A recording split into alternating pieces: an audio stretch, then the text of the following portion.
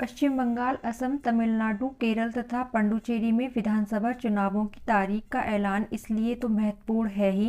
कि पिछले लोकसभा चुनाव के बाद पहली बार एक साथ इतनी जगहों में चुनाव होने जा रहे हैं। कोविड-19 के खतरे के बीच चुनाव आयोग द्वारा कुल 824 विधानसभा सीटों पर चुनाव करवाने की घोषणा भी उतनी ही महत्वपूर्ण है, क्योंकि महामारी के बीच अभी तक सिर्फ बिहार में चुनाव कराया गया है। मतदान आगामी 27 मार्च से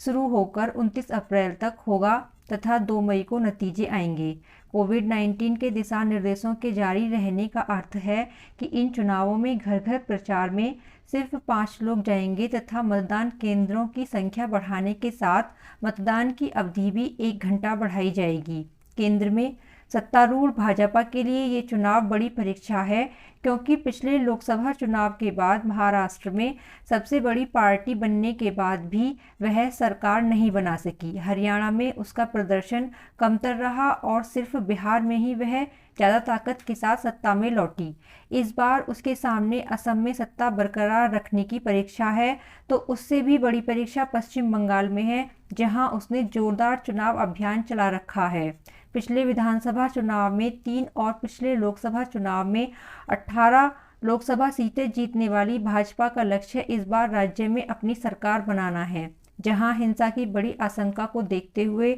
8 चरणों में मतदान कराया जाएगा, जबकि उससे 60 सीट कम यानी कुल 234 सीटों वाले तमिलनाडु में एक ही चरण में मतदान होना है। इस तरह कांग्रेस के सामने असम में भाजपा से सीधी टक्कर के बेहतर प्रदर्शन करने तथा केरल में सत्ता हासिल करने की चुनौती है, तो हाल में सत्ता गंवा चुकी पुडुचेरी में खुद को साबित करने की परीक्षा है। इसी तरह पश्चिम बंगाल में तृणमूल कांग्रेस के सामने अपनी सत्ता बरकरार रखने की परीक्षा है, तो जयललिता व करुणानिधि की गैर मौजूदगी में तमिलनाडु में हो रहे पहले विधानसभा चुनाव में द्रमुक की चुनौती उससे भी बड़ी है, क्योंकि वह पिछले 2 चुनावों से राज्य की सत्ता से बाहर हैं, जबकि वाम मोर्चे के सामने देश भर में केरल की इकलौती सत्ता बचाने की परीक्षा है। इन चुनावों के नतीजे राष्ट्रीय राजनीति को तो प्रभावित करेंगे ही, इससे पूर्वी और दक्षिण भारत में राजनीति की दिशा दशा भी